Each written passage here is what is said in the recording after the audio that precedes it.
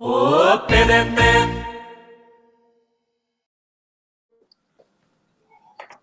Muito boa noite a todos e a todas. Estamos no ar aqui para falar sobre educação no Brasil.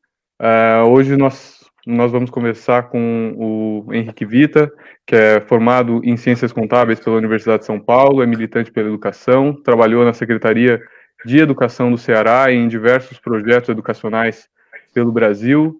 E estou também com o professor Léo Rossini, professor de História aqui em Araçoiaba da Serra, licenciado em História e mestre em Educação pela Universidade de Sorocaba e doutorando também em Educação pela Universidade de Sorocaba.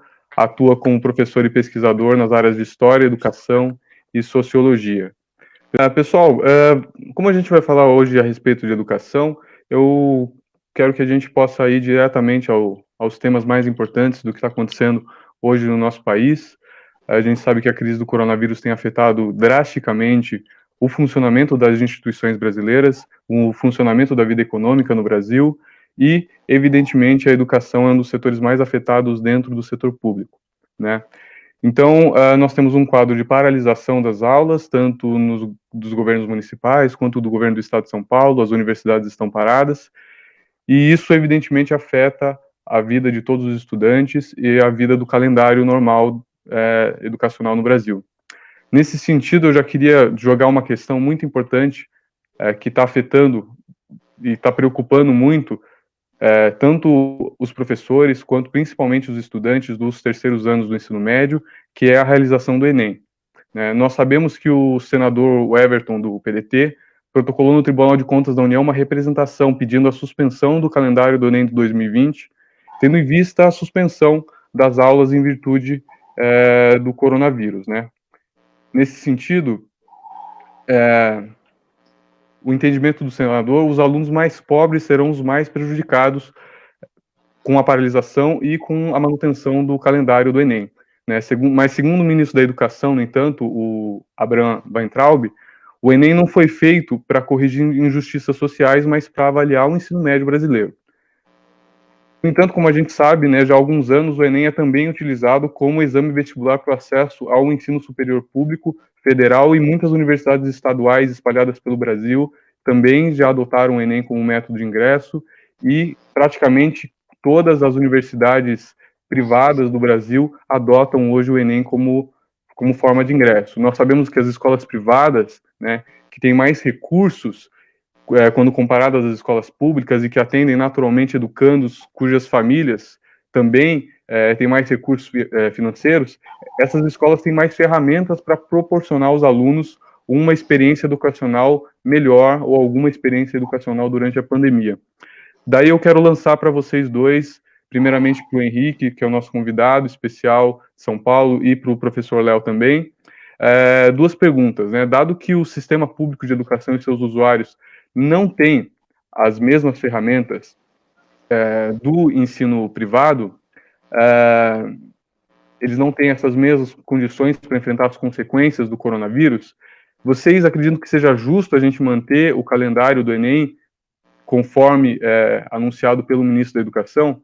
E é justo manter a normalidade do Exame Nacional do Ensino Médio enquanto exame vestibular, quando o ensino médio público não está funcionando dentro de uma mínima normalidade que permita aos alunos, pelo menos, competir dentro dos parâmetros regulares que a gente já tinha de ensino?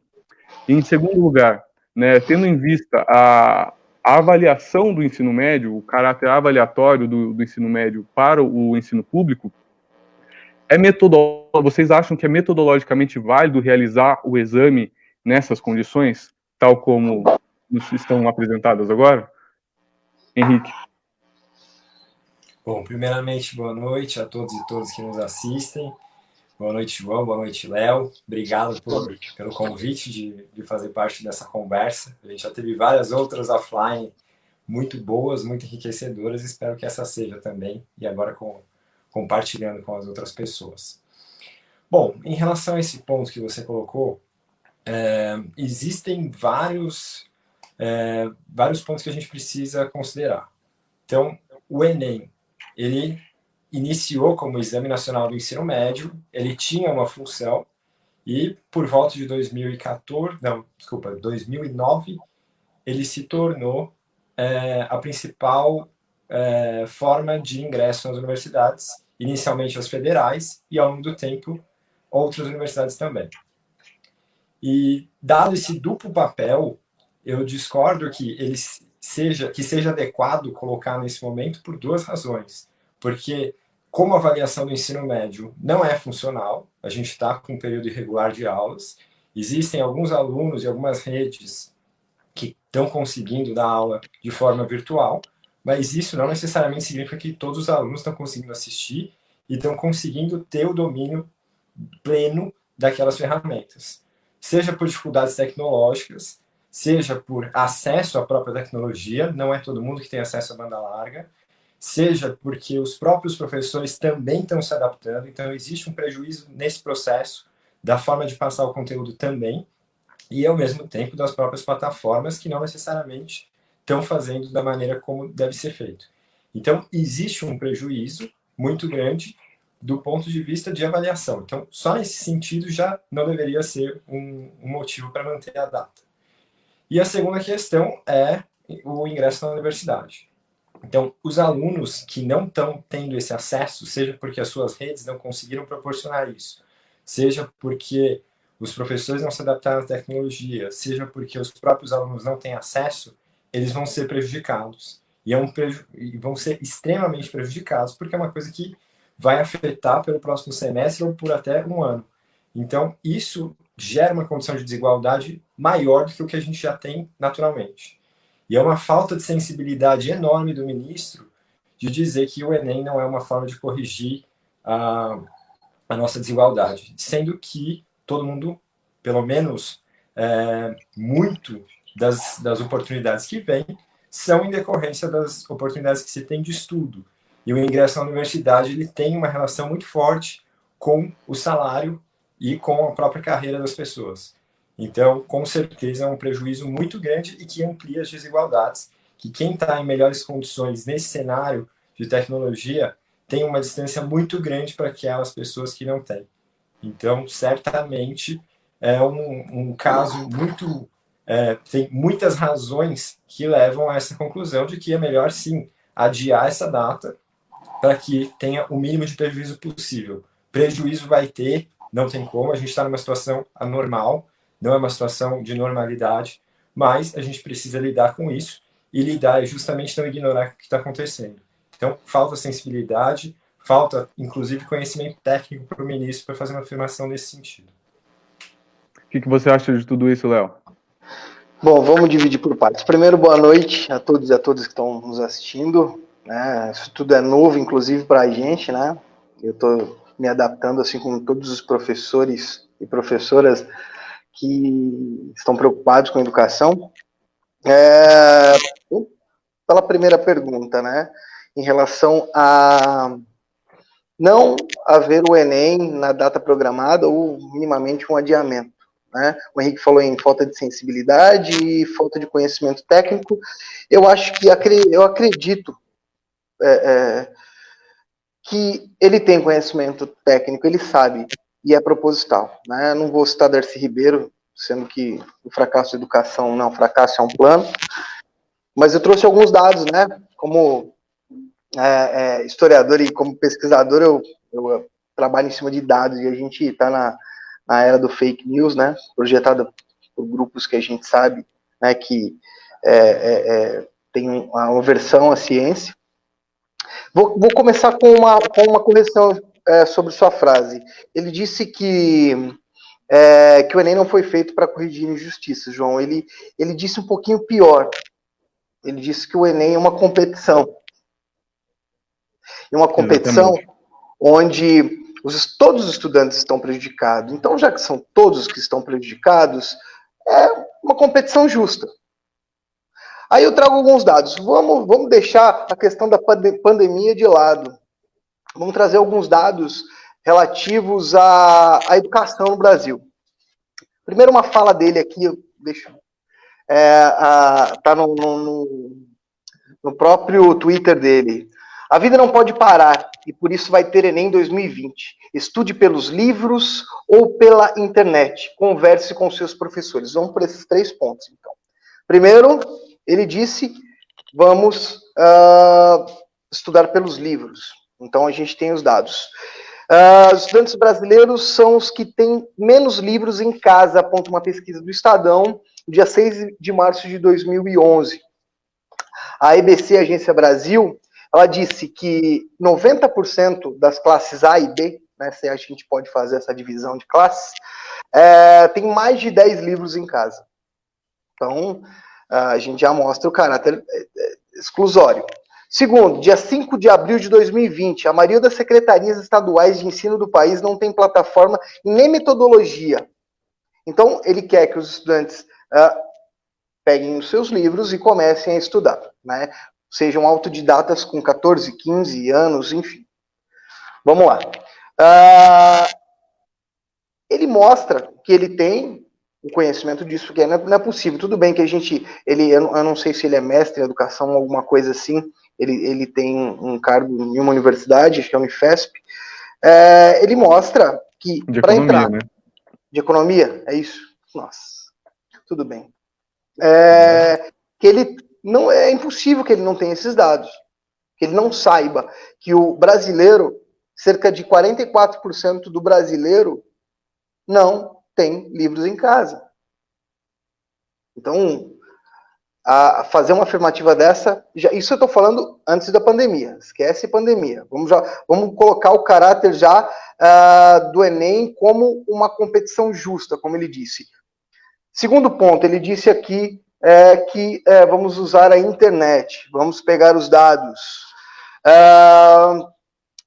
A gente tem cerca de 1/3 dos brasileiros não tem acesso à internet. 1/3. E não é pouca coisa. Tá? Agora, se ele não tem internet, como é esse domicílio se ele for pegar um livro? Outubro de 2012, apenas 52,5% dos domicílios brasileiros têm abastecimento de água, esgoto sanitário ou fossa séptica, coleta de lixo e até 2 moradores por dormitório. É impossível um ministro desconhecer um dado desse. Né? Ou é intencional o que está acontecendo, é intencional o sucateamento da educação pública, né? Porque há vistas que em muitas ocasiões ele defende a privatização da educação, certo? Isso ainda não estou falando dentro da epidemia, tá?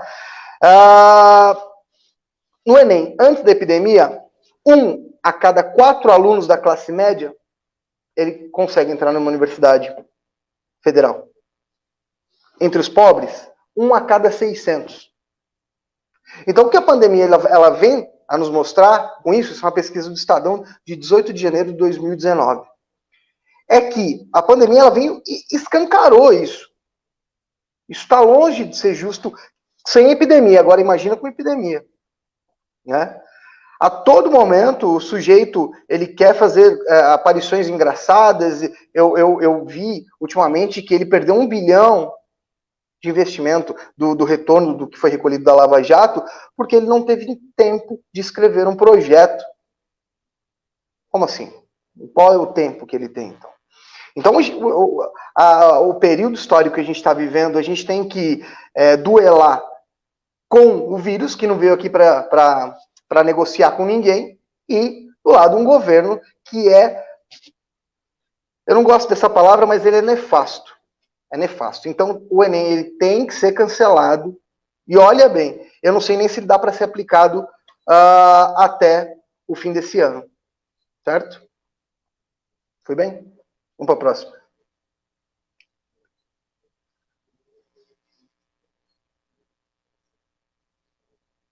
João, microfone. Perdão.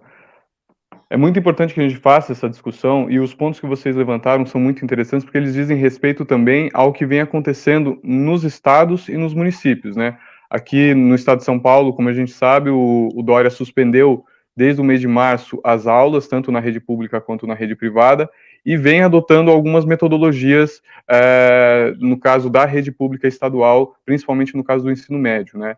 E eu gostaria de saber o que vocês pensam a respeito dessas medidas adotadas pelo governo do Estado de São Paulo, como, por exemplo, os novos mecanismos de educação à distância que estão sendo utilizados, e para além disso, para além dos problemas que a gente pode enxergar nesse tipo de ferramenta ser utilizada nesse momento e da forma como vai ser utilizada, como que vocês enxergam, e isso que eu gostaria de pensar, para que a gente possa pensar um pouco para frente, como que vocês enxergam o uso de ferramentas tecnológicas na educação como um todo, não só tendo em vista o que o governo do Estado de São Paulo está fazendo e esse momento emergencial que a gente está vivendo com o coronavírus, mas primeiramente as ações do governo do Estado de São Paulo.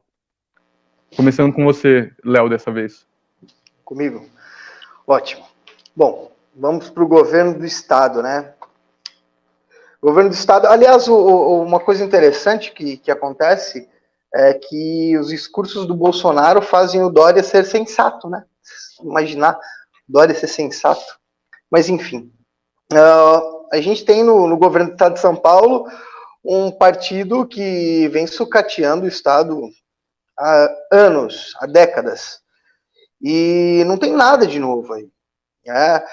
Ele criou uma plataforma que é a plataforma Google for Education, né? Ele usou como institucional, ele tem todos os alunos, né, registrados, ele tem e-mail institucional, porque é gratuito, o Google fornece isso gratuitamente para escolas públicas, e há um monitoramento, né, de professores que também não tiveram formação para isso, não tiveram nenhuma capacitação, muito menos os alunos. E eu, como professor de Estado, tive pouco tempo como professor de Estado, eu me recordo de vezes em que eu fui dar aula usando algum recurso digital, né, ou usando mesmo o celular. Eu tinha 50 alunos na sala de aula e os 50 me pediam se eu pudesse compartilhar a minha internet do celular. Isso é uma realidade de uma escola de periferia no estado de São Paulo, onde ele quer que o aluno acesse pelo seu smartphone. Eu não sei se o Dória acha que todo mundo tem um iPhone X, um iPhone 10, algo assim, né? Que minimamente tem a capacidade para absorver vídeos, mandar, né, responder questões. E o professor, gente, quanto o professor ganha no estado, né, que foi sucateado há anos por ele, não tem condição de ter computador em casa. 1/3 dos professores pela EBC, que ouviu a pesquisa, não tem um computador em casa. Então, não. Aí há um diálogo com ele, relacionando com os acordos que eles fizeram com as operadoras, né? Mas não se falou nada se vai dar acesso, né? Se vai dar ferramentas para que esse aluno acesse. Então você tem 20, 30% de alunos que têm acesso, os outros não se sabe, não se viu, né? Porque também você não vai prejudicar. Não, a orientação seja flexível, professor. Use da sua sensibilidade. E não é diferente daqui do nosso município, porque o nosso município ele segue a cartilha do Estado também. Tá? Então, não houve um diálogo, sabe? Você teve um período onde o governador ele encerrou as atividades escolares no dia, deu uma pausa no dia 23, né? E ele não juntou esses professores, vamos dar uma formação, ou vamos fornecer alguma metodologia para que seja aplicada. Foi complicado. Então, se ele não parou e cuidou, já não previu o que vinha acontecendo, assim como os grandes municípios, eu não sei como é em São Paulo, né? A escola, por isso que eu falo, mantém essa relação de escola do público e do privado. A nossa escola parou antes do Estado, então deu as férias, fez uma formação, né, para os professores, a gente conseguiu minimamente se formar nesse período com essas plataformas, só que a gente está com um público onde 100% tem acesso à internet, tem celulares, tem condições. Agora, no Estado, isso vai escancarar cada vez mais as nossas desigualdades. Isso vai gerar um abismo tremendo. Isso vai gerar um prejuízo educacional, não estou falando de pandemia, não. Eu estou falando de escancaramento daquilo que já estava escondido. Então, o professor do Estado, ele está de mãos atadas, o aluno não sabe o que fazer, porque você tem em relação desses adolescentes que estão em casa, junto com com o grupo familiar dele, que ele tem que cuidar do avô, ele tem que cuidar das crianças que não estão indo para a creche, ele não tem um quarto de estudo, ele divide o quarto com 2, 3. Então, não houve o planejamento. Vamos dialogar, vamos sentar aqui, ó, vamos dar uma pausa de 1 mês, professores.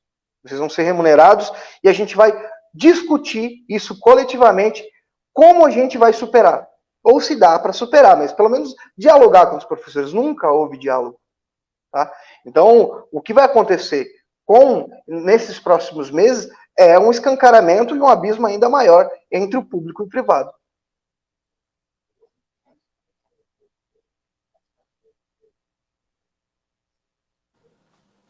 Bom, eu concordo com relação a essa questão do preparo. Eu acho que realmente teria que ter tido um tempo de preparação, de formação e até de adaptação. Foi uma virada muito repentina. Agora, a gente está falando de uma das maiores redes do mundo. Então, existe uma desigualdade muito grande que precisa ser considerada nesse processo. É mais ou menos a mesma lógica ali que a gente estava falando sobre o Enem. Vai ter uma desigualdade grande.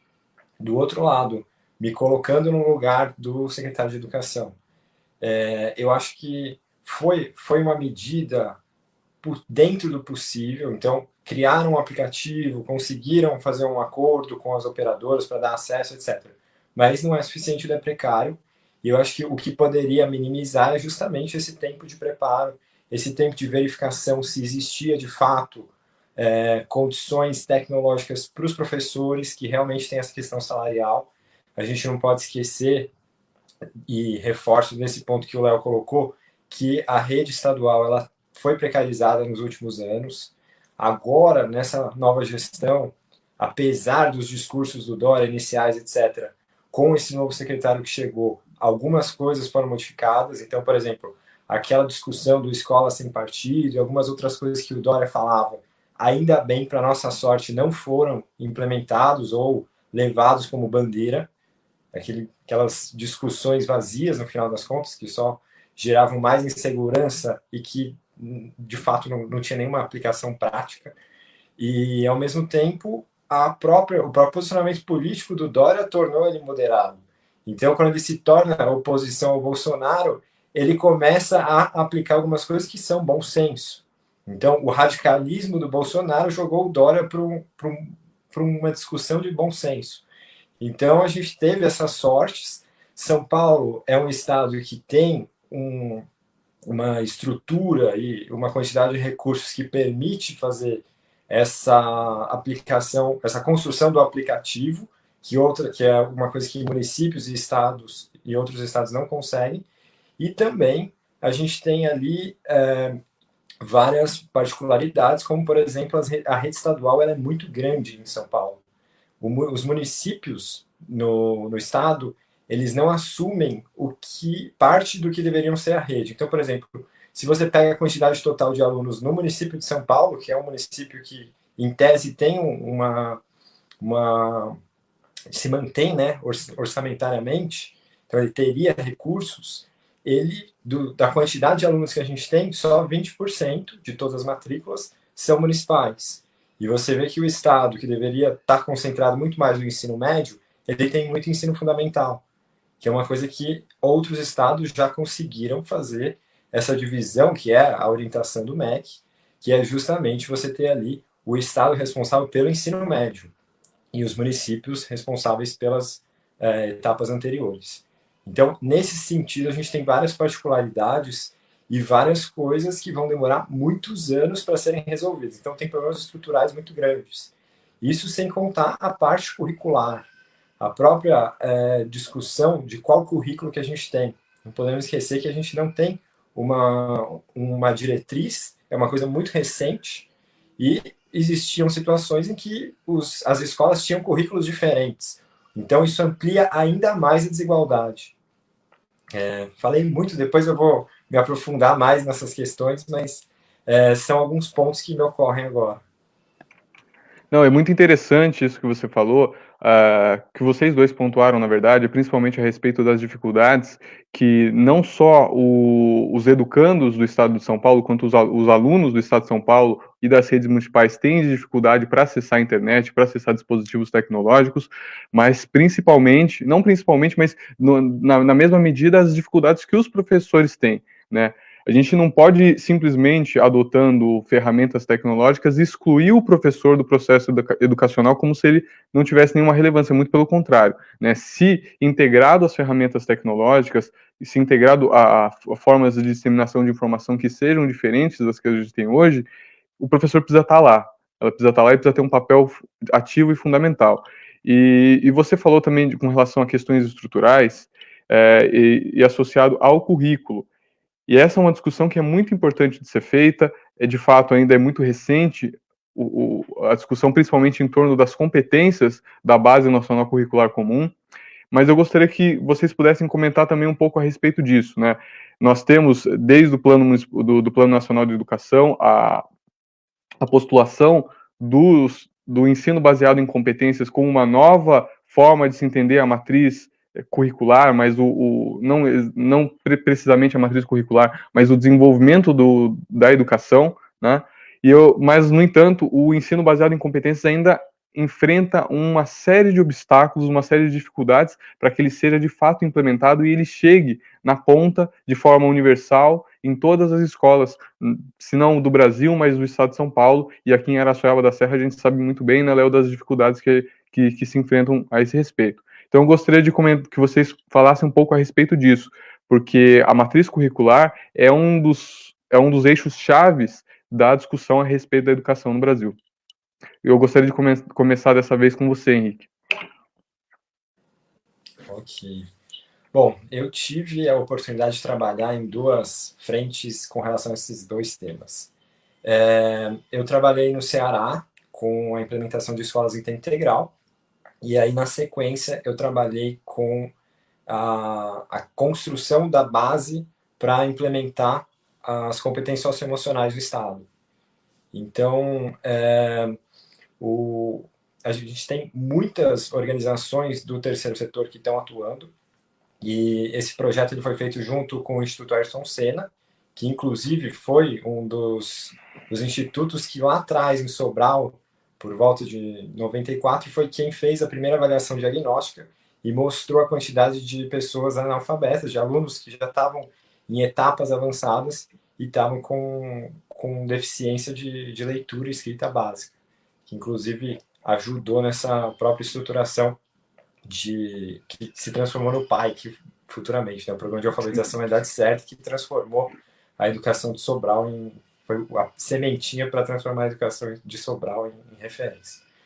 Mas, em relação a essa questão das competências socioemocionais, é um componente relativamente novo, ele está sendo aderido dentro da construção da Base Nacional Comum Curricular, que é um processo que, com as diretrizes que estavam sendo dadas antes do governo Temer, enfim, por volta de 2014, até um pouco antes, eram algumas diretrizes que envolviam os municípios, envolviam os estados nessa construção. E aí eu tive a oportunidade de participar um pouco mais recentemente, por volta de 2017, de uma rede que estava começando a discutir a sua própria construção curricular. Então, é um processo muito interessante, se bem feito, se envolvendo os professores, se trazendo metodologia, conseguindo ter uma formação, um alinhamento de expectativas, olhar os componentes que são pedidos para cada etapa curricular, enfim, dá para ser muito bem feito, dá para ser uma coisa muito bem construída e, ao mesmo tempo, pode ajudar nessa visualização daquilo que é uma educação democrática e, ao mesmo tempo, que envolva os professores, envolva a comunidade e, ao mesmo tempo, desenvolva aquilo que a gente busca. E aí, nesse sentido, eu tenho até uma colinha aqui, as competências socioemocionais elas podem resolver algumas coisas que a gente tem como gritantes hoje. Então, uma das coisas que estão aqui nas competências socioemocionais, eu vou listar aqui as 5 principais que são colocadas pelo Instituto Ayrton Senna, não é necessariamente o que está sendo aderido nas discussões, mas é aquilo que eu vi lá atrás, quando eles estavam implementando logo no início, que são a autogestão, engajamento com os outros, amabilidade, resiliência emocional e abertura ao novo. São competências que elas são desenvolvidas de alguma forma, você tem ali no ensino da história, no ensino da geografia, no ensino da matemática, os próprios textos que aparecem em português, você consegue ter ali algumas coisas sendo desenvolvidas. Só que, quando você implementa as competências socioemocionais, você começa a desenvolver isso de maneira intencional. E aí, dentro desse processo de desenvolvimento, você começa a direcionar. Então, por exemplo, uma coisa que a gente está com uma população cada vez mais, como que eu posso dizer, nessa polarização que a gente entrou, a gente está com falta de algumas dessas competências socioemocionais muito gravemente expostas na sociedade. Então, por exemplo, a falta de empatia, a falta de amabilidade, de várias pessoas que têm pouca sensibilidade com relação aos problemas que os outros enfrentam, isso é uma falta dessa competência socioemocional que não foi desenvolvida lá atrás. Então, isso é uma das situações. A falta do senso crítico, ela entra também nesse processo.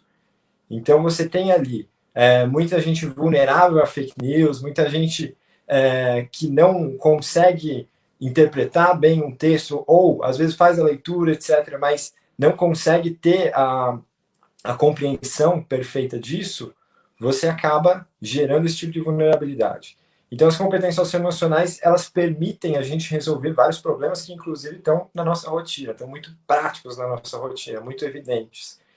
Então, eu acredito que é, sim, um caminho desenvolver as competências socioemocionais e, justamente pela questão que eu tinha falado lá atrás, das desigualdades, particularidades de cada uma das redes, a gente tem que olhar para a equidade, para o desenvolvimento da rede como um todo, sejam redes municipais, sejam redes estaduais, ou qualquer outra estrutura que exista, tem algumas escolas federais, etc., a gente tem que dar a mesma qualidade para todo mundo, independente de ser uma região de periferia, independente de ser uma região mais rica. O que a gente precisa é olhar se os componentes estão sendo desenvolvidos, e aí dar o tratamento conforme a necessidade. E aí eu vi muito disso no Ceará. Então, existe um monitoramento, existe muita clareza, antes de mais nada, de quais são os componentes que devem ser desenvolvidos, quais são as prioridades. Então, por exemplo, a alfabetização é uma prioridade muito forte lá. E na idade certa, no período certo, para que o indivíduo tenha, os alunos tenham o desenvolvimento no período correto para não prejudicar o ensino. Se a pessoa é alfabetizada no momento certo, ela consegue absorver muito mais do que uma pessoa que foi alfabetizada posteriormente. Então, isso é uma questão muito forte. E aí existe um mapeamento daquilo. Então, eu até ajudei a construir isso, que é uma sala de situação que tem dentro do sistema ali, pintado no mapa, como está a situação da alfabetização em cada um dos municípios. E aí, nesse processo, o Estado dá uma atenção especial para aqueles municípios que estão precisando mais. E os municípios fazem isso dentro das suas próprias redes. E tem capacitação, formação, tem uma estrutura para isso, de gestão. E aí, com isso, se consegue dar atenção e se promover a equidade, que é o que a rede deve buscar. Inclusive, o Ceará ele se tornou um dos estados que tem a maior equidade, a menor distância entre a escola que tem a maior nota e a menor nota. É justamente por essas ferramentas de gestão, por essa capacitação e pelo acompanhamento e clareza daquilo que se busca. Então, acho que São Paulo está começando a fazer isso, mas tem desafios gigantescos e ainda está muito longe de ter uma condição boa para dizer que estamos tendo um avanço considerável. Bacana, Henrique. Léo, vou mudar um pouquinho a pergunta para você, mas é só um pouquinho. Certo. Queria saber quais os impactos que você acha, o Henrique elencou alguns, mas quais os impactos que você acredita que a educação baseada em competências, tais como o Henrique colocou agora, tal como está disposto na BNCC, como está no Plano Nacional de Educação, que infelizmente foi escanteado a partir de 2016 no governo Temer, foi tudo deixado de lado, a gente vai falar um pouco mais a respeito disso daqui a pouco, mas quais os impactos que você enxerga na sociedade com a adoção desse tipo de metodologia educacional? Bom, não vou fazer um aprofundamento, né, em questões educacionais, né, em linhas teórico-metodológicas, mas ela está longe, na minha concepção de educação, de ser o ideal, mas ela é transformadora, né? Ela é transformadora na medida em que você, o que o Henrique falou foi perfeito, monitoramento, né? Investimento, educação e pesquisa. Você fazer um monitoramento, você fazer uma leitura de como é o lugar, o ambiente que você vive, né? Coletando dados, né? Coletando dados de analfabetismo, coletando dados de regiões, como funciona os serviços públicos, enfim, tudo isso você vai fazendo seus filtros para ter uma certa aplicabilidade do que você quer colocar. Agora, a BNCC, ela veio com a proposta de fazer a discussão e a construção coletiva, né, das competências, mas ela, apesar de ser uma metodologia inovadora aí, ela tem suas falhas na medida em que não dialoga com o professor. Não vou atribuir isso à estrutura, né, como foi estruturada, porque se a gente fazer uma perspectiva educacional no Brasil, né, nós estamos avançando. Está longe, está o ideal, mas nós estamos avançando. Não vou ser um crítico aqui e falar que a educação no Brasil ela vem se deteriorando. Não, há um avanço, sim, principalmente no acesso à educação superior, né, aos nossos índices, etc. e tal, numa perspectiva histórica de um longo período. Agora, desde do início do século XXI, a gente nunca teve condições, e aí eu cito um pouco o Milton Santos, condições materiais, tecnológicas de transformar educacionalmente a sociedade que a gente vive. Então, essa construção da educação regionalizada, né, pensando naquele distanciamento entre norte, sul, nordeste, centro-oeste, não fazer uma educação comum para todos, porque ela tem as suas particularidades, ouvir os professores, sentar, dialogar. Isso me lembra aqui em Araçoiaba da Serra, a gente construiu o Plano Municipal de Educação, que você citou, o Plano Nacional de Educação aí, nos seus 23 itens, se eu não estou enganado, isso aí foi em 2014 ou 2013, e nós fizemos 23 reuniões escutando a comunidade escolar. E aí a comunidade escolar é escutar a merendeira, é escutar o inspetor, é escutar o pai do aluno, é escutar o tio da van, né, o motorista, e os professores, né, para fazer com que a gestão democrática ela seja aplicada na construção. Você tem que ouvir todos os lados, não adianta, você tem que dialogar com a igreja, você tem que dialogar com o terceiro setor, você tem que dialogar com a indústria. Só para fazer um parênteses aqui, ó, a gente fala tanto em creches, eu não sei como foi lá no estado do Ceará que eles conseguiram dar conta dessa demanda, mas ao longo da história, as creches, por exemplo, as creches eram única e exclusivamente obrigações do dono da fábrica. Ela era ele quem tinha o dever de prover educação para os filhos dos operários. E isso, aos poucos, ela vai jogando, o terceiro setor, o setor industrial, ele vai jogando para o Estado, e não dá nenhuma contrapartida. Então, esse tipo de diálogo falou, olha, a responsabilidade também é sua. O empresário, a responsabilidade é sua. O operadora de telefonia, ó, cadê a sua responsabilidade nisso? Então, você tem que dialogar com todo mundo, você tem que ampliar as pesquisas, o investimento maciço em pesquisa e tecnologia no Brasil, que a gente está vendo que isso não está acontecendo, pelo contrário, está diminuindo, né? Você vê pessoas perdendo bolsa. Eu fui bolsista CAPES aí, com muito custo, não podia ter vínculo empregatício, uma bolsa difícil de conseguir, porque pela ampla concorrência. Então, como você desenvolve pesquisa e tecnologia num país que tem um abismo social tremendo, né, um abismo econômico, e onde você não tem a leitura do seu país, você não faz a regionalização, você consegue igualar o sujeito que está no sertão da Bahia, em Caetité, com o mesmo que está morando em Higienópolis, em São Paulo.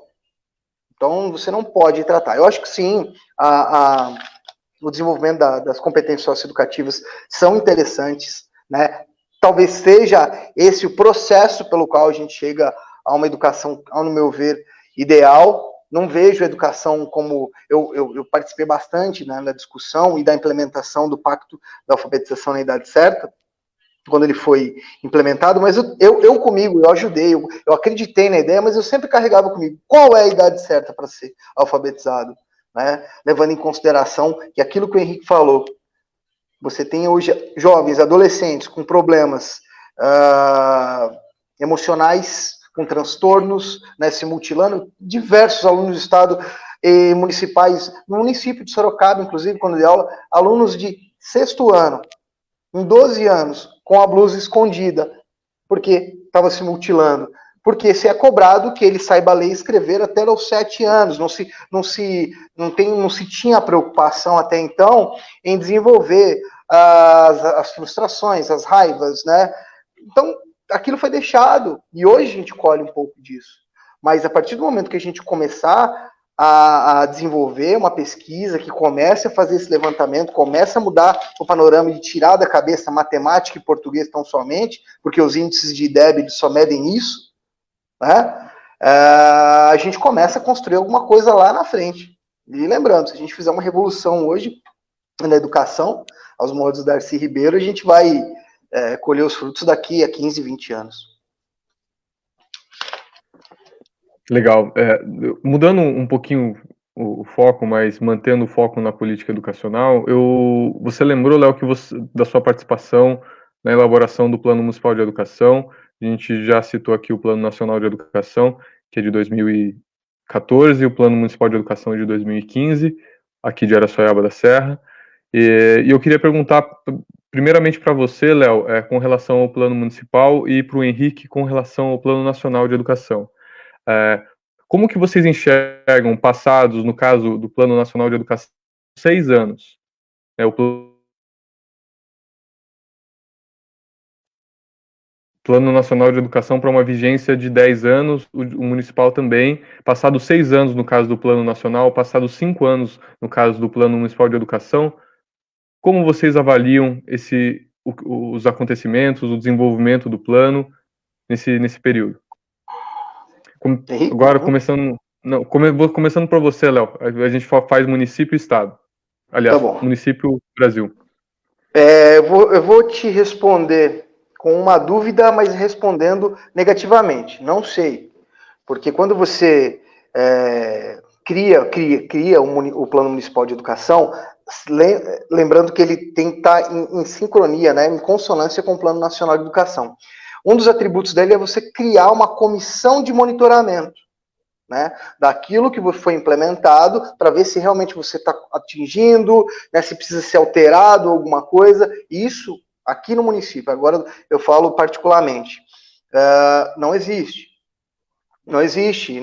Eu entrei no site da Prefeitura Municipal de Araçoiaba da Serra e ele me mostra quem somos, e aí tem 3 pontos. Olha a educação de Araçoiaba. Estou falando porque nosso município, quando a gente construiu o Plano Municipal de Educação, a dirigente estadual de educação, ela veio pessoalmente, porque nós gravamos, nós filmamos todos os nossos 23 encontros e dialogando, inclusive com votação.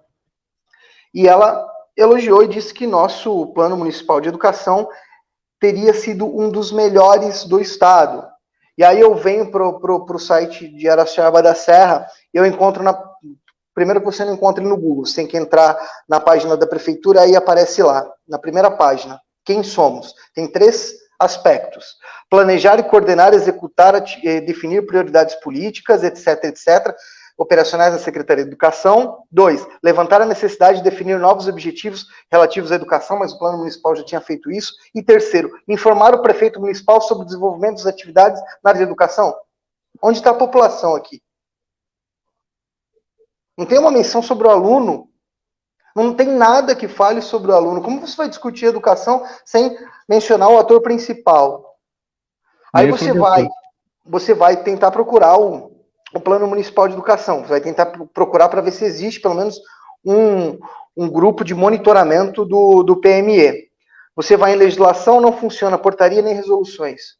Você vai em conselho, que é o Conselho de Alimentação Escolar, e o Conselho Municipal de Educação e o Fundeb, nenhum desses links acessam. Então, não há monitoramento do Plano Municipal de Educação, né? Não há um diálogo nele. Isso foi discutido amplamente, porque aqui a gente lutou para a implementação de alguns, eu acredito que no Ceará, o Henrique pode me corrigir se eu estiver errado, não me recordo qual era o estado, mas é um dos estados que tem maiores índices educacionais, onde o diretor da escola, o gestor, o vice-diretor e o coordenador, eles são professores eleitos pela comunidade escolar, onde o aluno vota, onde o pai do aluno vota, onde os funcionários votam, eles ficam ali durante 2 anos, né, não é perpétuo, não é nada, então lá eles não fazem concursos para... Havia uma batalha judicial em relação, não, mas isso tem que ser cargo efetivo por concurso, mas a gente tentou e venceu, inclusive venceu, né, na questão da gestão democrática, mas o Tribunal de Contas refutou que o Tribunal de Contas que determina os rumos da educação, não só no Brasil, mas no Brasil não, só do município, mas acho que no Brasil em geral, tá? Então, se a sua pergunta era se o plano municipal que foi discutido, foi dialogado, foi elogiado, está em implementação, se tem bons ou maus resultados, não dá para saber. O que dá para saber são só os índices do IDEB, que quando fui coordenador nesse período, né, fui assessor técnico, pedagógico, eles, nos anos iniciais, eles aumentaram, próximo à meta, e nos anos finais ele manteve. Então, não houve uma evolução, porque o IDEB ele é calculado, né, a cada 2 anos, e ainda não saiu o de 2000 aqui, 2019, ou a gente não aderiu a algo desse sentido. Então, infelizmente, a gente não tem boas notícias sobre o Plano Municipal de Educação. Henrique, o que você acha do desenvolvimento do Plano Nacional de Educação nesses anos? Bom, o Plano Nacional, ele tem várias questões, são, se não me engano, 24 metas, e dentro dessas metas existem algumas coisas que avançaram e outras que não, e existem coisas que não tem mais, pelo tempo, não tem mais como ser atingidos. Então, essa questão de divisão, por exemplo, das estruturas entre estadual, municipal, etc., é uma coisa que não vai ser atingida. Ter 25% da rede em tempo integral, das matrículas em tempo integral, que é uma das metas também, o Estado de São Paulo certamente não vai conseguir nesse período por conta do tempo. E mesmo que colocar recursos, dificilmente vai conseguir chegar em 2024 nessa meta. No entanto, a gente tem algumas outras que podem sim ser atingidas. Então, a gente tem, por exemplo, ali a média do IDEB, que é de 0 a 10, chegar a 6 em 2024, talvez possa ser atingida. A gente teve ali alguns estados que já superaram a meta, que avançaram. Isso eu acho um processo bem interessante que eu não vejo em outras áreas. Então, dando um passo atrás, eu fui trainee de gestão pública no Vetor Brasil, que foi o que me levou para o setor público. Antes eu trabalhava em consultoria na área de gestão, e eu fui para o setor público pelo programa de trainee de gestão pública. E dentro do programa de trainee você pode ser alocado em qualquer área. Eu fui chamado para a educação no Ceará, eu fiz a entrevista e foi onde eu fui convidado para atuar. Mas nesse processo eu percebi que a área de educação, por ter essas estruturas, está em vantagem em relação a outras. Então, por exemplo, a gente não tem isso para a segurança pública. Os dados de segurança pública não são unificados. E o próprio Estado não domina esses indicadores. Cada município, cada estado faz de um jeito, cada regional faz de um jeito. e você não consegue fazer essas informações conversarem. Então, para fazer a gestão disso é uma coisa terrível, muito difícil. E se você não tem nem clareza de quais são os indicadores ou de como eles são compostos, ou tecnicamente o que compõe a metodologia para saber se a gente está falando da mesma coisa, imagina você estabelecer meta, imagina você conseguir pensar a longo prazo. Então, eu olho para isso quando eu vejo segurança pública e educação, que são, talvez, as questões que mais a sociedade reclama, principalmente nesses períodos eleitorais, que são pontos extremamente vitais e que, ao mesmo tempo, você tem ali tratamentos diferentes. Então, para nossa sorte, a educação tem essa estrutura, a gente consegue ter uma gestão baseada em evidências, olhando para os fatos, olhando para os dados, conseguimos capacitar as redes e ter, ou melhor, ter diretrizes para conseguir capacitar as redes e para direcionar para todo mundo caminhar numa direção comum. Então, ainda que tenha suas limitações e precisam ser aprimorados, é importante fazer essa ressalva que, de todas as áreas que eu tive uma visão um pouco mais profunda em relação à gestão pública, educação é a que está mais estruturada. Aí, dito isso, falar um pouco sobre algumas questões relacionadas ao próprio desenvolvimento e acompanhamento disso. Então, eu tive a sorte de atuar com um projeto que estava sendo considerado, estava dentro do plano de governo do Ceará, e que era considerado um projeto prioritário dentro da gestão do Camilo, que acabou de ser reeleito. E aí, nesse processo, eu acompanhei muito, eu tive que estudar o Plano Nacional de Educação do que dizia respeito a isso, e ao mesmo tempo eu olhei o próprio programa de governo, né, que foi apresentado nas eleições, o projeto de governo que foi apresentado nas eleições, olhei o plano de governo, que era muito bem feito pelo Ceará, que é o 7 Cearás, que estava muito bem estruturado, os eixos, e olhei o PPA, que define as diretrizes, que é o plano plurianual, define as diretrizes financeiras e que mostram ali dentro dos projetos quais são as metas para cada uma dessas entregas. Então, isso conectado, quando existe um domínio dos governos que estão entrando ali e que conseguem conectar esses pontos e ter clareza para isso, você consegue saber, você consegue monitorar. Então, se você não faz isso da maneira como deve ser feito, envolvendo quem deve ser envolvido, e o Léo falou muito bem, de envolver a comunidade, de conseguir envolver os professores, de conseguir envolver os diretores e ter uma estrutura de governança que faça com que isso flua constantemente, periodicamente, você vai ter ali uma falta de visão e, de repente, você vai chegar perto da meta, perto do prazo para aquela meta, e você não atingiu e vai descobrir isso só quando está chegando ali. Aí já não tem mais o que fazer. Então, o monitoramento ele é essencial nesse processo. E aí, muito por conta disso, eu admiro a estrutura de gestão que foi construída no Ceará. E eu digo isso porque eu realmente vivenciei e mergulhei ali para tentar entender. E aí, nesse processo, eu acho muito interessante que existem reuniões periódicas que envolvem os coordenadores das regionais com o próprio secretário de Educação. Então, os coordenadores regionais de cada uma das existentes ali, eles se reúnem para discutir temas diversos. Então, teve uma prova, a prova regional, o SPAES, que analisa os indicadores educacionais estaduais, eles vão discutir.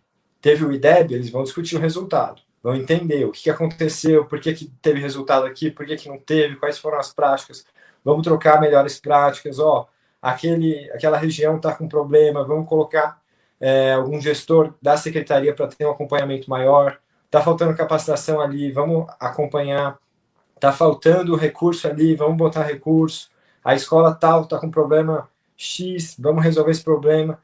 Então, esse acompanhamento, esse suporte são fundamentais.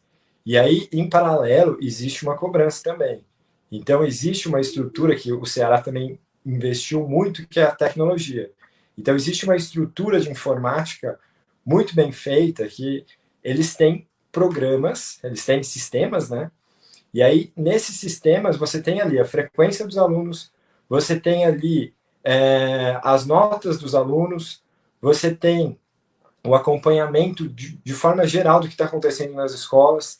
E aí, através disso, praticamente em tempo real, você tem várias questões que podem ser vistas e que podem ser olhadas.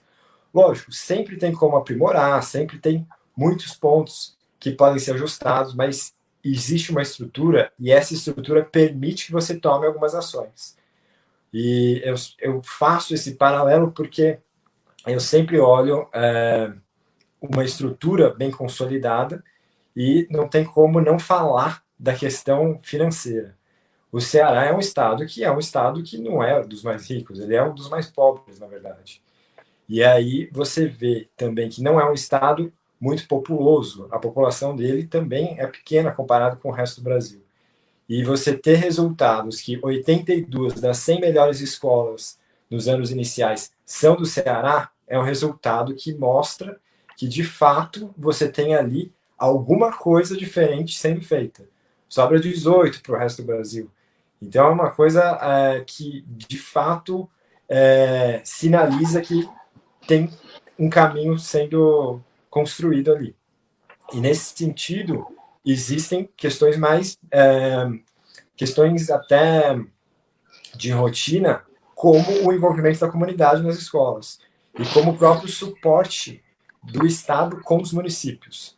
Tem uma coordenadoria dentro da Secretaria Estadual que ela é voltada para a cooperação com os municípios.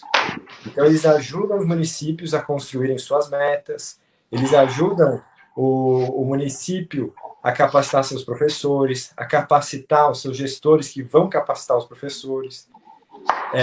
Existem incentivos financeiros também, como, por exemplo, o ICMS. Parte do ICMS está vinculado a resultados de alfabetização, está vinculado a resultados do IDEB. E com isso, o prefeito, que nunca ouviu falar em IDEB, nunca ouviu falar em PAIC, etc., ele vai correr atrás de colocar um secretário que vai correr atrás disso para ter melhores indicadores, porque isso vai gerar mais recursos para o município. Então, esses incentivos, eles são também muito importantes. E aí, dentro disso, a questão dos diretores que o Léo comentou, eu não sei como são os municipais, mas no estado você tem ali uma forma de estruturar. Primeiro você tem uma etapa mais técnica, então é uma prova e tem algumas etapas que possibilitam que as pessoas que queiram se candidatar estejam aptas tecnicamente para aquela função. E aí, dentro disso, você tem uma seleção feita pela comunidade. Então, você tem uma votação que envolve professores, alunos. Então, as pessoas que se mostraram capacitadas, elas concorrem ali, colocam uma proposta, alinham expectativas, conversam com as pessoas e aí constroem uma proposta para gestão dos próximos 2 anos. E, nesse processo democrático, você tem ali toda uma discussão, toda uma estruturação que é muito diferente do que se vê municípios por aí. Então, você vê que a nível de Brasil, tem muita troca de favor, tem muito diretor que é colocado como acordo político, é colocado ali porque a escola tem um papel político, reúne muita gente, etc. E no final das contas, você acaba prejudicando os alunos, o ensino e colocando pessoas que não estão aptas para isso. Enfim, de novo falei, me estendi muito. Mas... Deixa eu, antes de você falar, eu quero fazer só 2 perguntas para o Henrique, né, porque eu fico fascinado com essa experiência de Sobral. Primeiro, eu noto alguns alunos, eu vejo alguns documentários que eles trabalham muito a autonomia, né, dessa criança, né? Dá para você ver no diálogo dela, quando ela fala, quando ela se apresenta, né, nos documentários que eu assisti, que a forma dela falar já é diferente. Você vê que aquilo foi trabalhado lá naquelas competências que a gente estava mencionando anteriormente. E a segunda, daria para a gente, sei lá, eu não sei como funciona, se há um intercâmbio para a gente ir lá conhecer, tentar fazer um workshop com esse pessoal aí. Legal. Bom, em relação ao protagonismo estudantil, outra coisa que me chamou muita atenção, positivamente, foi que dentro da secretaria existia uma célula que cuidava justamente do protagonismo estudantil. E aí, quando a gente construiu, quando a gente estava discutindo a construção do currículo das escolas de tempo integral, parte do tempo era para disciplinas que eram geridas pelos próprios alunos. Então, existia o incentivo a construir grêmio estudantil, o incentivo aos próprios alunos construírem disciplinas, e aí, nesse processo, você tem ali uma responsabilização dos alunos por desconstruírem o próprio espaço deles, e, ao mesmo tempo, você cria uma forma de desenvolver diversas outras competências e diversas outras características que, se fosse no modelo tradicional, não seriam desenvolvidas. Então, existe isso. E em relação a esse intercâmbio, existem muitos materiais que são produzidos e que são disponibilizados gratuitamente online. Essas redes do terceiro setor, tem várias fundações, e eu cheguei a fazer alguns projetos junto com elas possibilitam, elas criam eventos, então tem muitos eventos que acontecem, principalmente aqui em São Paulo, mas em outros estados também, para juntar essas redes, para elas trocarem boas práticas. Existe também às vezes tem o próprio financiamento disso, então eles levam professores de um estado para outro, e tem muitos programas bem interessantes nesse sentido. Eu trabalhei com um programa que chama Formar, na Fundação Lehman. Eles têm uma estrutura muito interessante, que basicamente eles fazem o seguinte: eles abrem um edital, e nesse edital os municípios se inscrevem para ter um tipo de desenvolvimento. Então, tem alguns critérios ali, e aí, dentro desses critérios, os municípios selecionados recebem uma espécie de uma capacitação para desenvolver aquilo que eles buscam. E aí, isso é muito interessante porque você não está influenciando na autonomia do município, o município ele já diz o que ele busca, ou mais ou menos o que ele está querendo para o futuro, e aí dentro disso chega o programa para apoiar essa rede. E aí é uma forma que eu acho super interessante, porque você consegue ali gerar um efeito positivo, você consegue ali trazer o que a gente tem de referência mundial, e, ao mesmo tempo, não onera os cofres públicos com uma estrutura que talvez não conseguisse ser trazida naquele momento daquela maneira. Então, existem muitos projetos bons, existem muitas pessoas extremamente capacitadas atuando nesse sentido. Então, quando a gente fala, essas organizações, elas têm os interesses delas, é do banco tal, é da pessoa tal, etc. Eu acho que sempre é bom a gente ter cautela, sempre é bom a gente olhar, mas existem muitos projetos interessantes, e o que a gente tem que ter muita clareza, que eu já vi, inclusive o Ceará fazendo isso muito bem, é de dizer, a gente está indo por esse caminho aqui, vocês querem ajudar a gente soma esforços. E o Estado não abrir mão e ter clareza daquilo que ele quer. O Estado, seja a nível nacional, a nível estadual, a nível municipal, mas os gestores terem clareza daquilo que eles querem. E a partir daí eles contarem com apoio. E aí, nesse sentido, eu vejo isso como super positivo, e inclusive já fiz parte de algumas coisas. Então eu apoio, incentivo, e acho que a gente tem sim que caminhar. E é aquilo que o Ciro fala, que a gente tem que falar com todo mundo, tem que falar com quem produz, com quem trabalha, e somar esforços, academia, setor público, setor privado, porque os problemas são gigantes.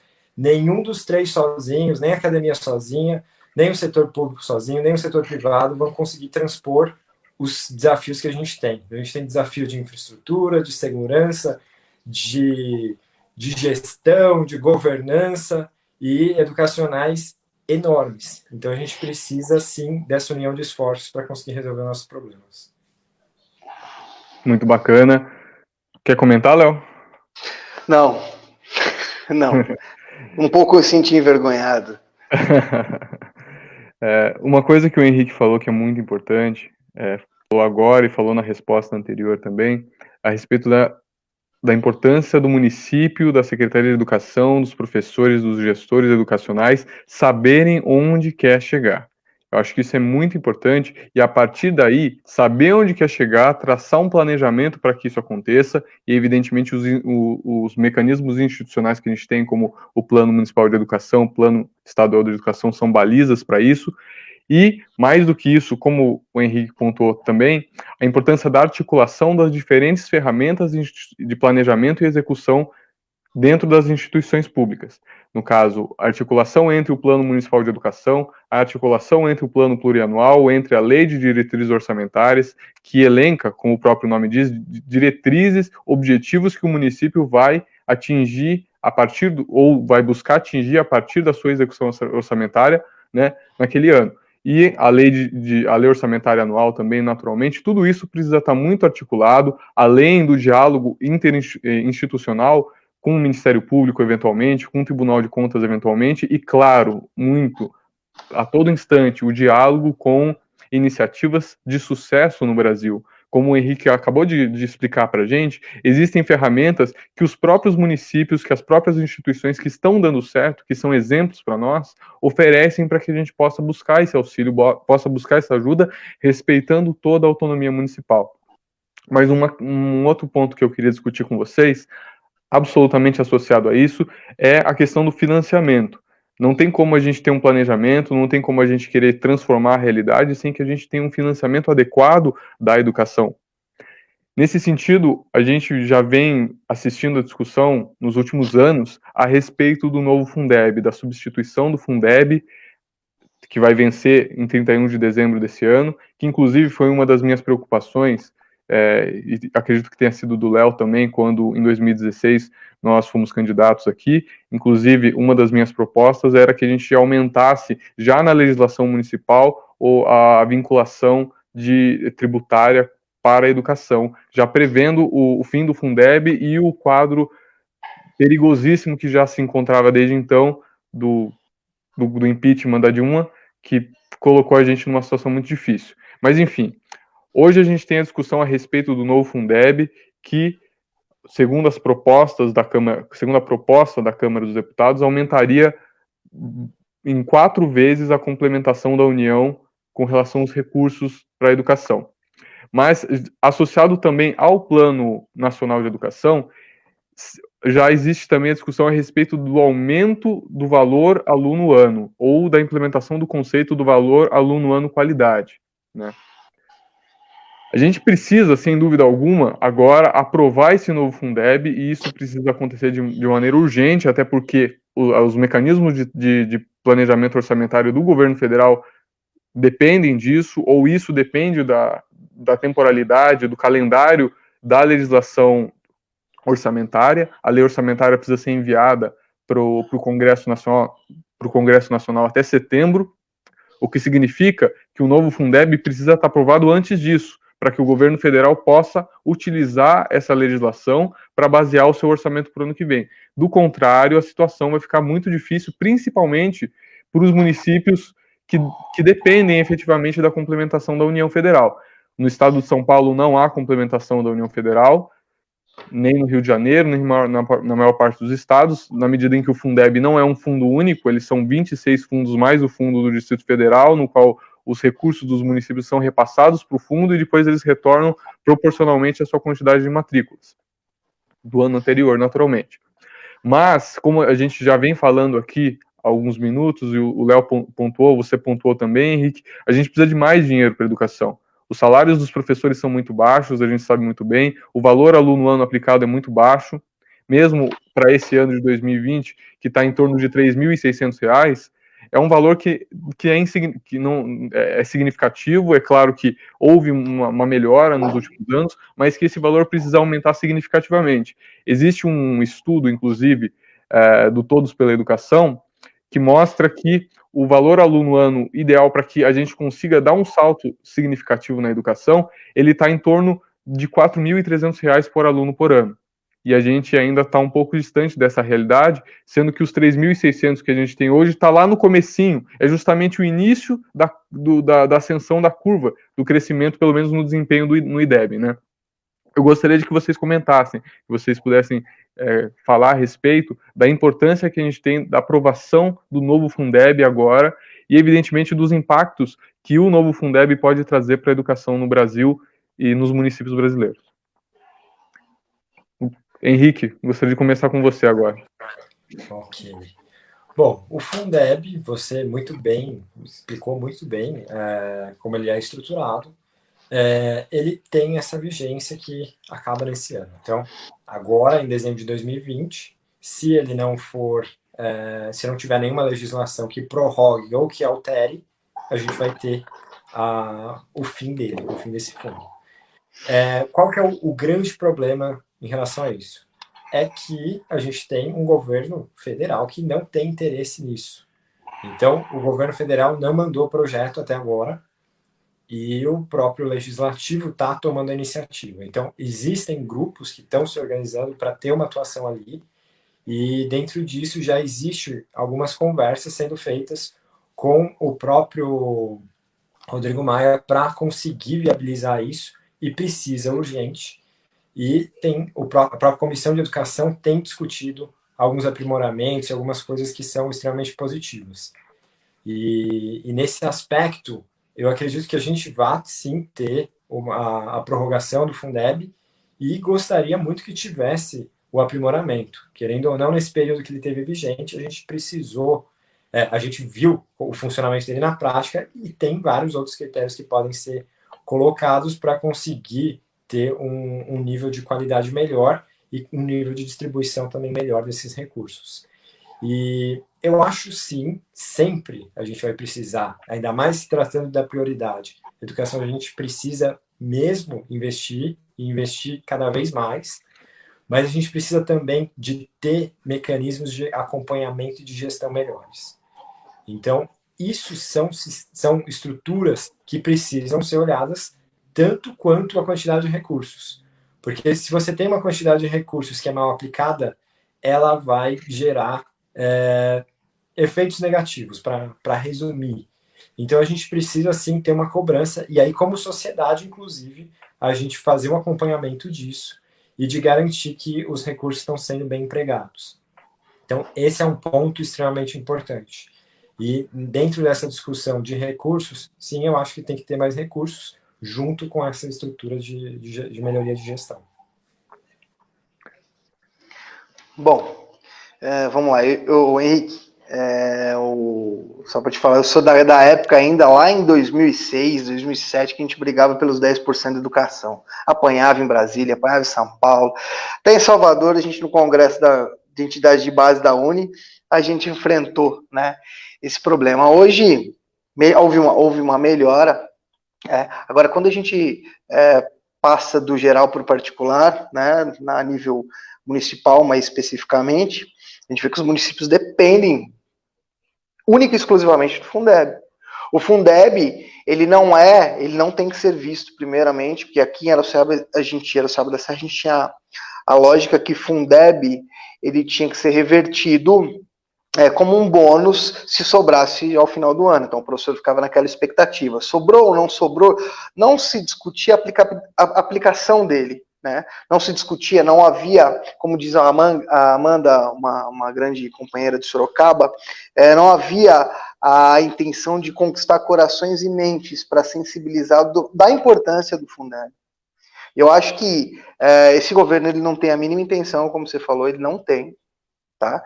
Não apresentou projeto. Se ele não apresentou com 1 bilhão que ele repatriou da Lava Jato, porque ele não teve tempo, o senhor Entrabe, o nome dele já é confuso imaginar ele. Imaginar agora com um projeto para viabilizar um novo Fundeb ou prorrogação, lógico, a pressão de vários setores vai fazer com que o Fundeb ele tenha uma prorrogação. Isso é evidente. Senão, agora, controle, monitoramento é tudo. Né? Só que a gente tem que sensibilizar, principalmente os professores. O Fundeb é nosso, nós somos a gente está ali na linha de frente. O professor entendeu o que é Fundeb, haver uma discussão municipal sobre discussão até de conceitos. Né? Então, eu creio que nas experiências que você teve, né, havia uma apropriação do sentido do que é o Fundeb, que ele não é só um resíduo que vai ser incorporado no salário do professor, mês sim, mês não. E o que acontecia? Olha o absurdo que acontecia aqui na cidade. O Fundeb, propositalmente, ele não era investido em períodos eleitorais para quando, 6 meses antes das eleições, o professor receberia um bônus de 4, 5 mil reais pelo resíduo do Fundeb. Então, aquilo acabava se tornando um mecanismo político dentro das cidades menores. Então, mais do que o monitoramento, a gente tem que o monitoramento, ele né, a gente tem hoje ferramentas que possam nos ajudar, auxiliar, né, o uso da tecnologia, mas a sensibilização, principalmente dos atores da educação, dentro de uma região, de um estado, né, ou de um país, para o que é isso? Vamos discutir isso, vamos fazer fóruns, fazer lives. Agora a gente está nesse período, a gente tem um período para poder estudar bastante, então a gente pode fazer essa discussão, porque é muito precário o entendimento que o profissional de educação ele tem em relação ao Fundeb.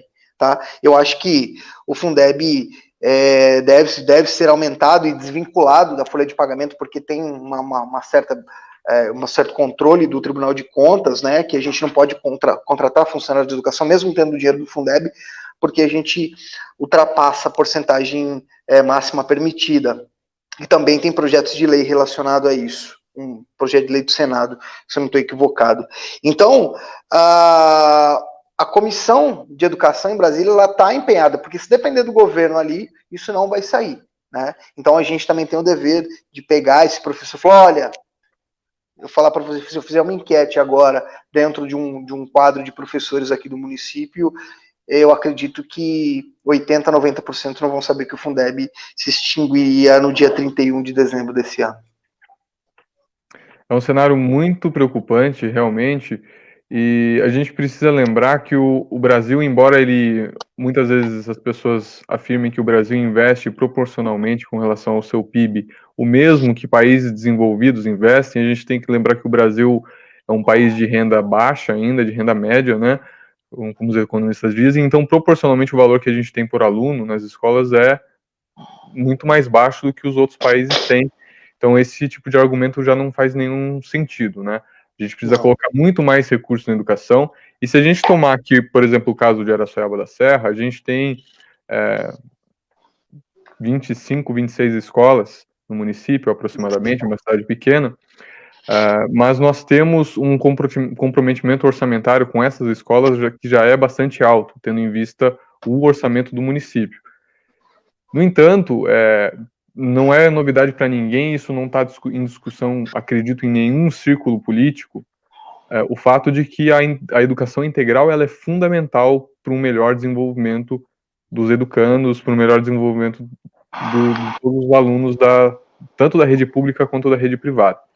Mas no caso da rede pública, se a gente pensar que a educação em tempo integral ela não necessariamente vai dobrar, mas ela aumenta significativamente o tempo que o aluno passa na escola, isso significa que a gente precisa de maiores escolas, de novas escolas, com uma infraestrutura totalmente diferente do que nós temos hoje. Nós precisamos contratar mais professores, nós precisamos contratar mais profissionais da educação, nós precisamos dar uma melhor alimentação para as crianças quando elas estão na escola, e naturalmente são necessários ainda outras ferramentas pedagógicas para que os alunos possam ter de fato um ciclo educacional bacana. Só isso já mostra que a gente precisa aumentar em muitos os investimentos em educação. Porque se a gente tem hoje, eu não sei exatamente a estatística, mas se a gente tem uma quantidade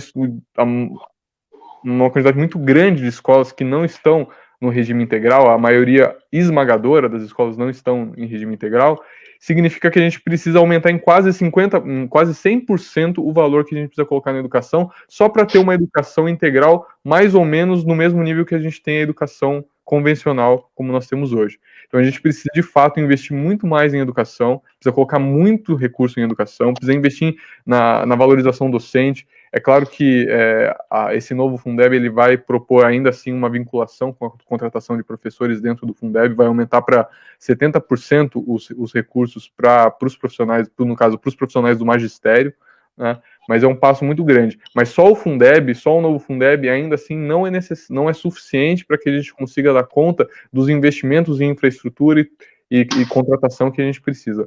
Léo? Ô, Henrique, eu vou fazer igual o João fazia, não sei se ele falou para você que eu fui professor dele. Ele ficava com a mão assim, né? Posso dar uma sugestão como a gente conseguir esse dinheiro? Claro. Rápido. Vamos taxar os ricos. Só isso. Vamos taxar as grandes fortunas. Acabou. Sim, Só uma sugestão. Sim, o Ciro tem mostrado em todas as intervenções que ele faz que é absolutamente possível a gente conseguir mais de 250 bilhões de reais por ano de forma corrente, todos os anos. Isso só para tapar o déficit fiscal do Brasil, mas para ter dinheiro para fazer uma série de coisas. Vem falando a respeito do Caixa Único do Tesouro Nacional, que tem dinheiro que a gente poderia utilizar nesse momento para combater o coronavírus. Então tem de onde tirar dinheiro, sim. Tem muito lugar que a gente pode olhar e pode tirar muito dinheiro de lá. Mas, pessoal, eu queria encaminhar uma última pergunta só, se a gente já está passando de 1h20 de live. Meu celular está acabando a bateria. Então, vamos concluir isso. O PDT, ele entende que o Brasil precisa de um projeto nacional de desenvolvimento que dê conta de responder aos nossos desafios estratégicos, que dê conta de solucionar os nossos problemas de maneira estratégica e articulada. Tendo em vista isso, eu queria perguntar para vocês, deixar essa provocação. Qual é o papel da educação dentro de um plano nacional de desenvolvimento? Henrique. Bom, o papel que eu vejo é essencial. A educação, ela é base de qualquer sociedade, em qualquer lugar do mundo. Não se consegue um desenvolvimento pleno sem ter uma estrutura educacional bem construída, bem estruturada, consolidada, e que consiga fazer com que os indivíduos estejam preparados para lidar com as grandes questões da vida. É um desafio grande, porque a gente está num momento em que a gente está olhando para indicadores muito básicos, se as pessoas estão alfabetizadas, se as pessoas estão com as operações básicas de matemática, se os alunos estão frequentando as escolas, enfim, isso é básico e a gente está de 0 a 10 em menos de 6. A gente vai chegar em 6 em 2024. Então, a gente não pode também esquecer da realidade que a gente está. Por outro lado, os desafios são enormes. A gente tem desafios práticos muito grandes. Então, a gente tem a questão de que a tecnologia ela virou o cerne de riqueza, de produção de riqueza. Não adianta a gente achar que a gente vai ficar exportando commodity e, com isso, pagar os celulares, pagar os carros, pagar toda a estrutura tecnológica, aparelhos, equipamentos hospitalares, por exemplo, sem esse desenvolvimento. E, ao mesmo tempo, não adianta achar que o setor privado, por si só, vai conseguir fazer tudo aquilo que precisa ser feito. Precisa de uma coordenação estratégica que envolva também uma coordenação junto ao setor privado, que são os incentivos que a gente tem. Então, linhas de crédito, o fomento a algumas iniciativas, a parceria com universidades, inclusive públicas, para conseguir desenvolver novas tecnologias, patentear e colocar no mercado. Enfim, existem várias possibilidades dentro disso. Então, tanto no ensino superior, junto com os governos e junto com o setor privado, existe possibilidade de atuação conjunta e de sinergia em várias outras áreas, mas também a gente tem várias estruturas públicas de fomento à pesquisa que também podem ser usados para isso. Então, quando a gente fala de um projeto nacional de desenvolvimento, de clareza para onde a gente quer chegar, a gente envolver esses atores, que a educação ela passa por todas as etapas. Isso no mais imediato, e pensando a longo prazo, a gente tem que olhar para o tipo de cidadão que a gente quer desenvolver. Então, a gente precisa de pessoas que estejam preparadas para lidar com esse desenvolvimento tecnológico, preparadas para lidar com um tipo de mercado de trabalho que elas vão enfrentar, que vão, de certa forma, ter que se adaptar, e, principalmente, uma questão que ainda não vejo ser falada é trabalhar a cidadania. A gente precisa ter uma cultura democrática. No Brasil, a gente tem uma cultura autoritária, então a gente precisa reverter isso e levar os componentes democráticos para a educação. Então, tanto pelo exemplo, então, por exemplo, essa questão da seleção dos diretores. A partir do momento que as pessoas que estão envolvidas ali têm essa vivência e vê isso funcionando, elas vão levar isso para outros lugares.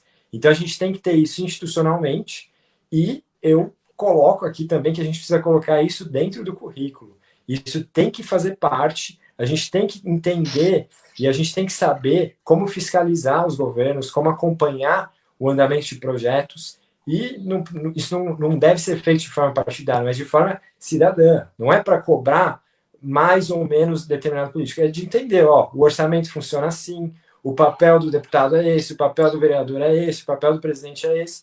A gente está com uma equipe enorme de tanto o presidente quanto vários dos ministros completamente inaptos para a função e completamente atuando de uma maneira distante do que deveria ser, quebrando decoro cotidianamente, e a população acaba aceitando, porque não tem parâmetro daquilo que deveria ser.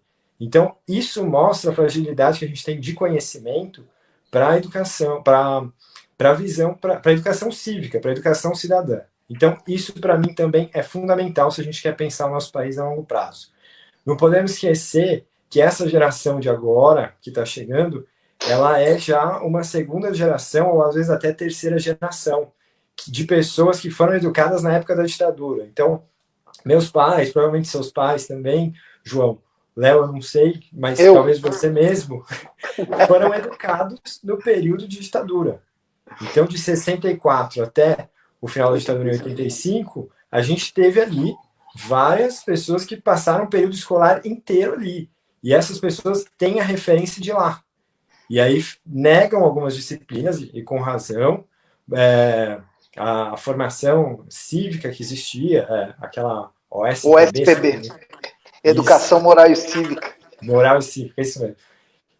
Mas, por outro lado, a gente não teve nada que suprisse essa necessidade. Então, a gente precisa disso, a gente precisa ter esse tipo de acompanhamento, esse tipo de alinhamento de expectativas para que o cidadão esteja preparado, de fato, para exercer a cidadania. Falei muito de novo. Mas não, Léo, só antes de você fazer a sua fala também, eu queria complementar o que o Henrique disse, chamar a atenção para o fato de que a gente tem, às vezes, uma desarticulação muito grande do que está escrito no texto legal, no texto da Constituição Federal, do que acontece nas escolas. Essa falta de uma educação voltada para a cidadania é um dos exemplos disso, porque o primeiro artigo da Constituição que fala de forma mais longa a respeito da educação, que é o artigo 205, ele fala exatamente isso, que a educação, ela é direito de todos e dever do Estado e da família, será promovida e incentivada com a colaboração da sociedade, visando o pleno desenvolvimento da pessoa, o seu preparo para o exercício da cidadania e sua qualificação para o trabalho. Então, são 3 eixos que o artigo 205 da Constituição ele já traz de uma forma muito clara e que são eixos que precisam os 3 serem desenvolvidos para que a educação, tal como proposta pela Constituição Federal, ela faça sentido, né? E é essencial que isso chegue aqui embaixo para todos nós, né? Que a escola, de fato, prepare o cidadão para trabalhar, porque trabalhar é fundamental dentro da sociedade. Toda a sociedade humana, ela se baseia no trabalho, e nós estamos num partido trabalhista que acredita absolutamente nisso, que é uma das crenças fundamentais, um dos valores fundamentais do PDT, é o fato do que o trabalho constrói a sociedade. Quem trabalha é o trabalhador.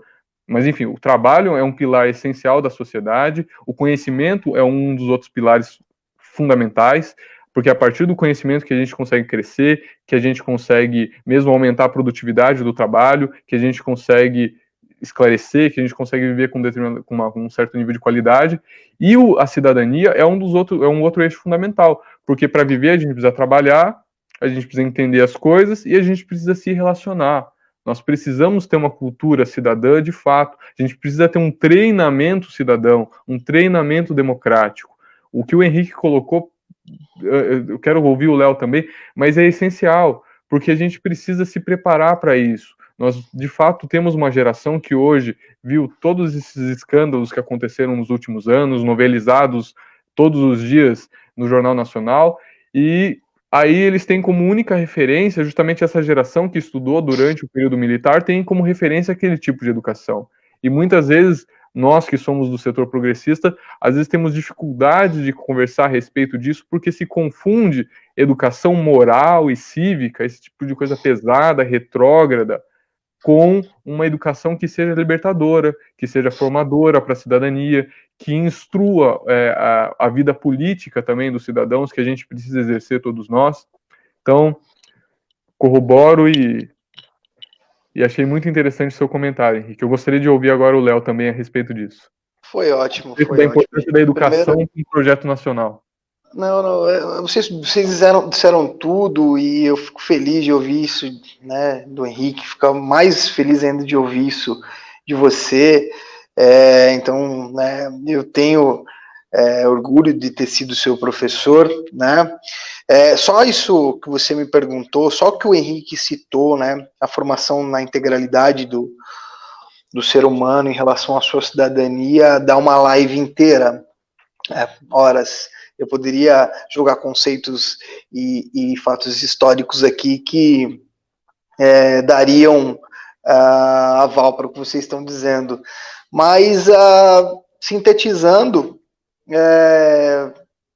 criar jovens como vocês, cara. Eu já não estou mais na juventude política. Eu me dei conta esses dias numa live que eu fiz com o João. Não faço mais parte, porque a gente está discutindo sobre educação e juventude, né, política e juventude. Eu falei, caramba, eu não faço mais parte disso. E doeu um pouco. Mas, voltando ao assunto institucional agora. Você tá falando, né, isso só porque tem uns pelinhos brancos na barba, só porque tem uns pelinhos brancos. E olhando pelo viés histórico, a gente está, né, em uma evolução na educação. A gente tem discussões hoje que a gente não teria na minha época de escola. A gente tem os resíduos da ditadura militar, né, da educação que foi cada vez mais pulverizando o sentido do que é ser cidadão, né? Foi havendo a perda de sentido do que é a participação política, o descrédito na política. Enfim, tudo isso a gente ainda colhe os frutos daquilo que o Paulo Freire disse que que a ditadura militar acabou com um projeto de 50 anos da educação brasileira. Mas é isso, é a formação para a cidadania, é a autonomia, é fazer com que o terceiro setor, que o empresário, ele tome conta do que é de direito, que também é responsabilidade dele, a educação, é o diálogo, é mostrar o que tipo de cidadão que a gente quer, né, que tipo de sociedade a gente quer para o Brasil. Eu não quero essa que eu estou vivendo, mas eu sei que isso vai fazer parte de um processo, e apesar dos pesares, eu acredito na rapaziada. Obrigado, gente. É isso. Eu gostaria de pedir agora, só para a gente encerrar a nossa participação, que cada um de vocês pudesse deixar uma mensagem pensando na educação no Brasil para os próximos tempos. Léo, pode começar você? Cara, educação é minha paixão. Eu sou professor desde que eu me conheço, gente, cidadão. Eu tô ali, eu gostava tanto da escola que eu resolvi continuar nela por muitos anos, me tornando professor. Eu queria ficar nela ainda.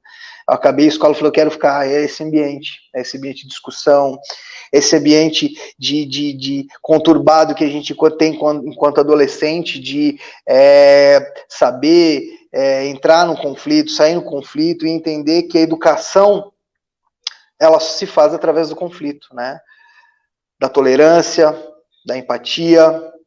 Eu quero esses jovens, eu quero essa galera, eu quero esse pessoal. E eu vejo meus alunos do estado que eu dei o ano passado, eu vejo meus alunos do terceiro ano do ensino médio. Cara, essa geração vai ser demais. Ela vai enfiar o dedo na cara de muitas questões que são sensíveis hoje. Essa galera, muita gente que, pai, né, principalmente pais de alunos ou familiares que falam, nossa, olha essa juventude está perdida, olha como ela sempre faz a referência, né, na educação moral e cívica, de respeito ao outro, e Denigre essa galera, cara, essa galera está demais, elas têm cada discussões na sala de aula que eu fico impressionado. Eu tenho alunos no 6º ano que é inclusive filha da Mônica aqui, essa menina fala de empoderamento feminino no 6º ano. É esse tipo de galera que eu quero. É esse tipo de pessoa que vai tocar o nosso projeto de educação. Obrigado, gente. Eu não posso falar muito de educação, eu fico um pouco emocionado, mas é sensível. Obrigado por tudo. João, obrigado por essa live. Henrique, obrigado, cara, você é demais. Eu não o conhecia, foi um prazer te conhecer. Obrigado a todo mundo que ouviu. Eu vi muita mensagem, não dá, João. É a primeira vez, eu não tenho essa habilidade de responder as mensagens do pessoal perguntando e citando. Desculpem a todos que estavam mandando mensagem. Eu vi o João Vitor aí, eu vi a Mônica, eu vi a Eliane, eu vi o Cícero, quem mais? O João Vitor, eu falei, a gente chegou no pico aí de 25 pessoas, o pessoal de Capela do Alto. Eu vi o companheiro do PDT, que era não sei se ele está ouvindo, o Daniel Lopes, que é do PDT agora de Sorocaba. Nós éramos, dentro do movimento estudantil, a gente era forças opostas, né? Eu era da OI, da UNE, orientação de esquerda, e ele era da OI, e ele falou um dia, Léo, vem pra cá, vamos conversar, e acabamos aí, eu vendo ele entrar na live. Um abração pro Daniel Lopes. Obrigado.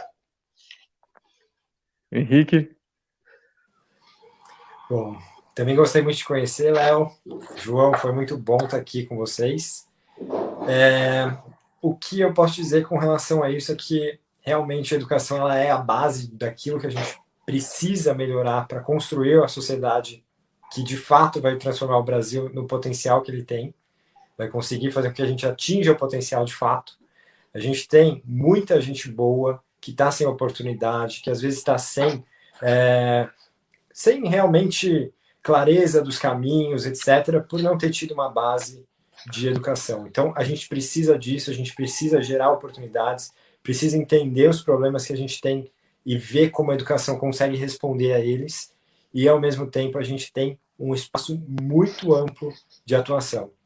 Então, existem boas referências, existem cada vez mais consensos sobre alguns caminhos, e a gente tem que aproveitar isso e conseguir construir em cima de muita coisa que já existe. Não vamos querer reinventar a roda, mas, ao mesmo tempo, vamos construir em cima daquilo que existe, olhando para aquilo que a gente quer ter no futuro.